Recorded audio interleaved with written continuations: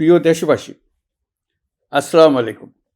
জুলাই গণ অভ্যুত্থান জাতির ইতিহাসে এক অসাধারণ অর্জন। এটি অপ্রত্যাশিতভাবে জাতির জীবনে গণতন্ত্র, ন্যায় বিচার ও মানুষের অধিকার প্রতিষ্ঠার সুযোগ এনে দিয়েছে। এই লক্ষ্যে আমরা এর মধ্যে বেশ কিছু সংস্কার করেছি। আরও গভীর ও সুদূর প্রসারী সংস্কারের জন্য দেশের সকল রাজনৈতিক দলের ঐকমত্যের ভিত্তিতে জুলাই সনদ প্রণয়ন করেছে। এই জুলাই সনদ বাস্তবায়নের জন্য আপনাদের সম্মতি প্রয়োজন। এর জন্য গণভোটের আয়োজন করা হয়েছে। এই গণভোটে অংশ নিন, সনদে আপনার সম্মতি দেন। আগামী 12ই ফেব্রুয়ারি জাতীয় সংসদ নির্বাচনের দিনেই অনুষ্ঠিত হবে গণভোট।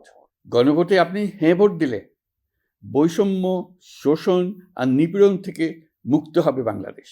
গণভোটে হ্যাঁ ভোট মানে তত্ত্বাবধায়ক সরকার ও নির্বাচন কমিশন গঠনে সরকার ও বিরোধী দল একসঙ্গে কাজ করবে।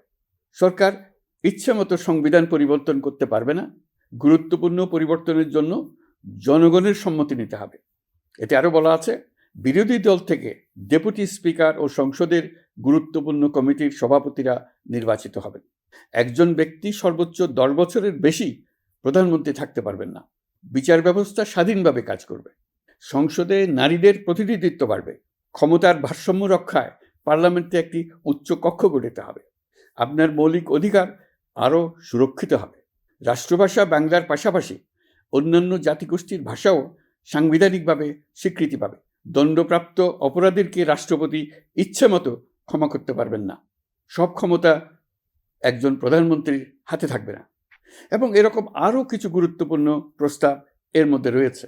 আমি আপনাদের সকলের প্রতি আহ্বান জানাই, আগামী নির্বাচনে গণভোটে অংশ নেন। রাষ্ট্রকে আপনার প্রত্যাশা মতো গড়ে তোলার জন্য হেঁতে সিল দেন। নতুন বাংলাদেশ গড়ার চাবি এখন আপনার হাতে। হেঁতে সিল দিলে নতুন বাংলাদেশ গড়ার দরজা খুলে যাবে। হেঁতে আপনি নিজে সিল দেন, আপনার পরিচিত সবাইকে সিল দিতে উদ্বুদ্ধ করুন এবং তাদেরকে ভোট কেন্দ্রে নিয়ে আসুন। দেশ পাল্টে দেন। ইনশাল্লাহ আমরা সবাই মিলে দেশ গড়ার এই সুযোগ নেব। মহান আল্লাহ আমাদের সহায় হন।